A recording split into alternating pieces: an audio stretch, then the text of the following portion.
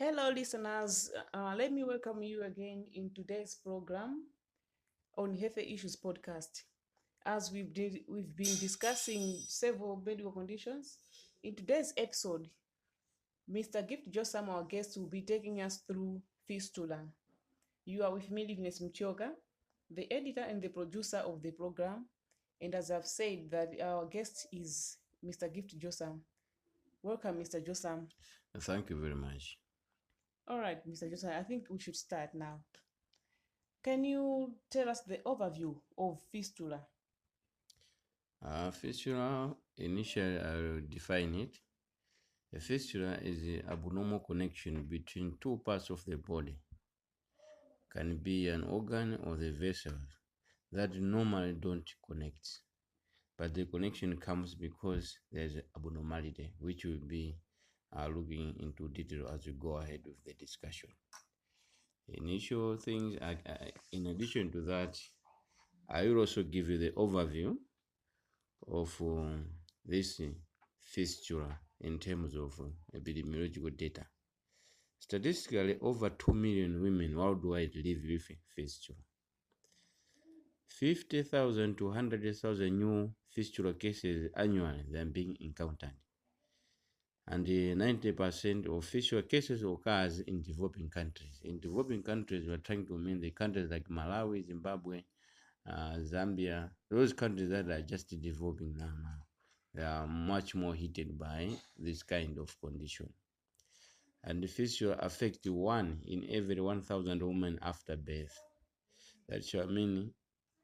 Every 1,000 will be able to find one lady developing this condition. So that data is coming from WHO, as well as other Center for Disease Control as an organization that support this kind of condition. So in overview, that's what I can say about fistula. Yes. All right.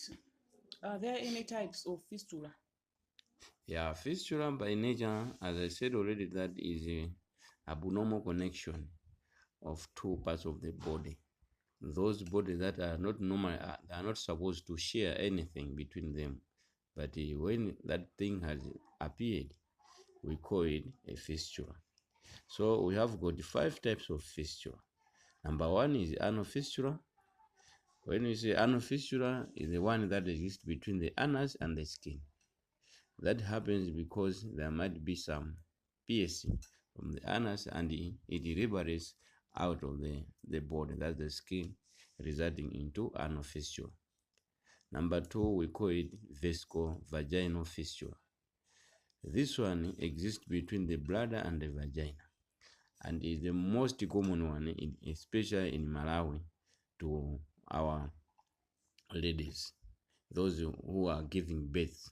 It's very common. This kind of vaginal fistula is very common because this might happen because the baby is too big, has pressed a lot on the vagina walls, and those vagina walls, they lose their muscularity and result into piercing and liberate or penetrate again the bladder. As such, the bladder will be sharing with the vaginal contents. So that's what we are calling it as vaginal fistula. Another type of fistula is rectovaginal fistula. This rectovaginal fistula exists between the rectum and the vagina. Again, this comes because of the pressure during birth, which can exert much more pressure, or when you have got a heavy amount of fecal contents on the rectum, and those things, when they are too hard, it presses the rectum muscle, and the rectum muscle become weak, and they have the chance of protruding to the vaginal walls. As such, there is a combination, or there is a transferring of fecal matter to the vaginal, and vaginal things can go again into the rectum, and that's what we are calling it as a rectovaginal fistula.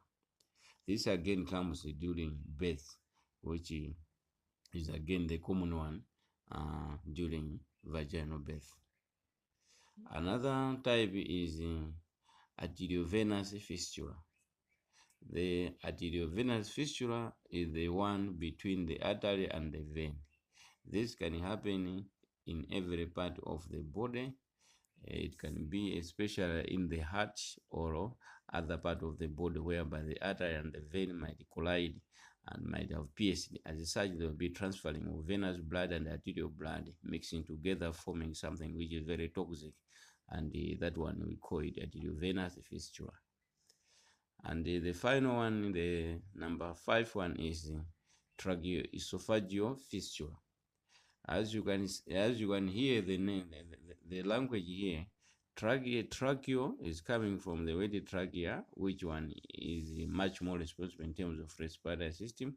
Esophageal is coming from esophagus, which carries the foods when you are doing the GIT. That's gastrointestinal tract. So when the trachea has pierced, or when the esophagus has pierced, the chances that esophagus will liberate its contents into trachea here, as well as the trachea can liberate its content into esophagus, is there. So those kind of exchanges, when it's taking place between the trachea and esophagus, we call it tracheoesophageal fistula. That is, exists between the trachea and esophagus. Those are the types of fistula. All right. I believe we listeners, we are getting something from what Mr. Joseph is telling us, more especially us ladies. Now, what are the causes of fistula? Fistula, most of the time, it is caused during birth, but during birth, we have got the other markers that we always observe. Like, for example, this fistula might come during injury or trauma.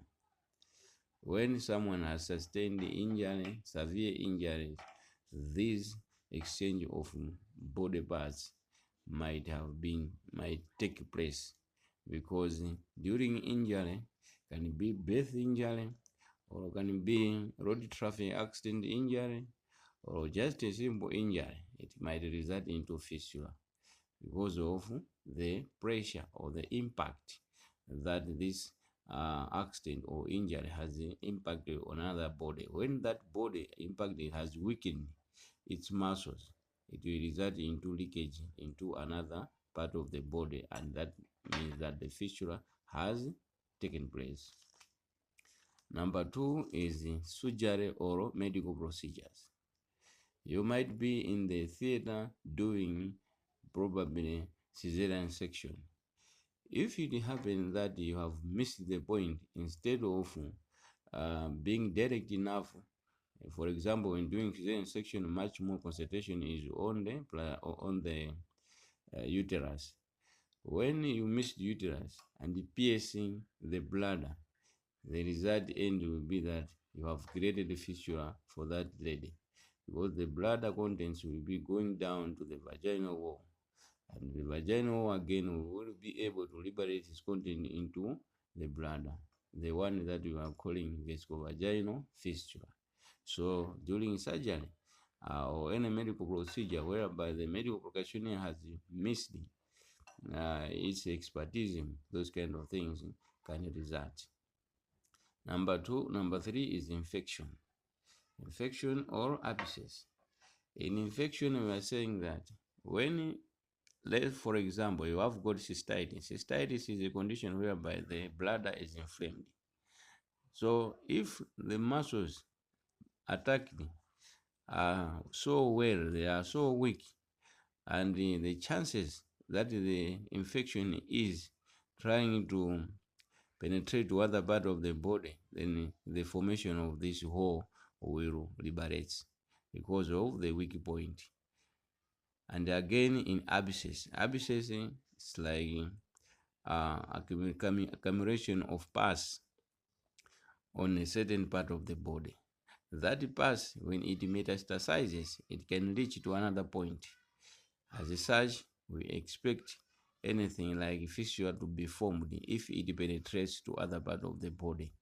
In so doing, those abscess or infection, they are very responsible for causing fistula of any kind, depending on the position where the abscess or the infection has attacked. Another cause is cancer or tumors. In cancer cells, we expect that the cells will metastasize. When we say metastasizing is to transfer from where its origin point is to another point of the body. For example, if I've got the cancer of the esophagus, esophageal cancer can transfer to tracheal system. So the esophagus has been transferring to the trachea. As such, there will be a hole between esophagus and the trachea. In so doing, you expect that there will be transferring of things, or the hole or the fistula will form between the trachea and the esophagus. Similarly with tumors. Tumors, they are less more like cancers, but they are different. They are thin lines that separate between two things. A tumor can be a brain tumor, whereby it is static. So when that tumor has ruptured, it might secrete its secrets into another part of the body, and in so doing, the part that has been secreted, that means is contaminated one, and it might develop again those kind of tumor markers. As such, there will be formation of fistula because these things will be exchanging fluids. In so doing, the fistula might have formed. Another cause is during childbirth or obstetric complication. During childbirth it's less more like the way I explained it during the overview, whereby the baby is too big and the mother failed to give the birth in the right time. If the baby has overstayed, in the end, that baby presses too much on the muscles of the vagina, and those muscles have been pressed too much. They lack oxygen. They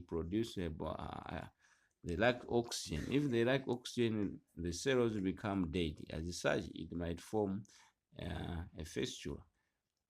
Obstetric complication, for example, we have got the postpartum hemorrhage, or when we have got the malgozomic baby in obesity. So those two big babies, they might have narrowed the position of vagina. As such, that narrowing or that the vagina will become so smooth, and as such, they have got a very good chance of forming the fistula, of which that one much more is about the vesicovaginal fistula, which is much more encountered during obstetric conditions.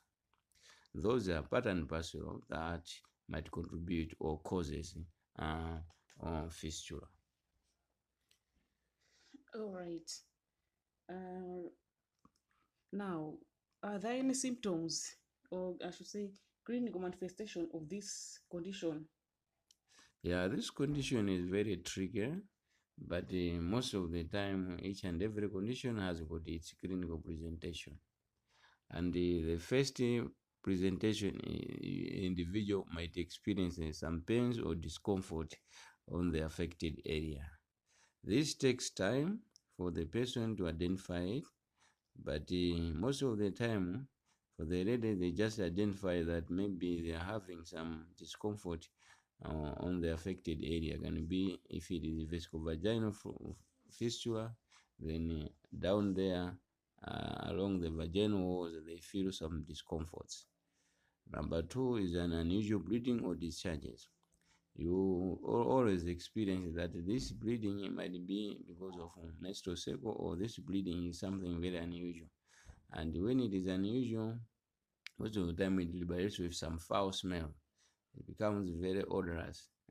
So it's when you'll be able to, you are required to go to hospital for medical attention. Number three is foul odor or gas. That's why I was saying in the point number two that most of the time people they experience some discharges which are very unusual.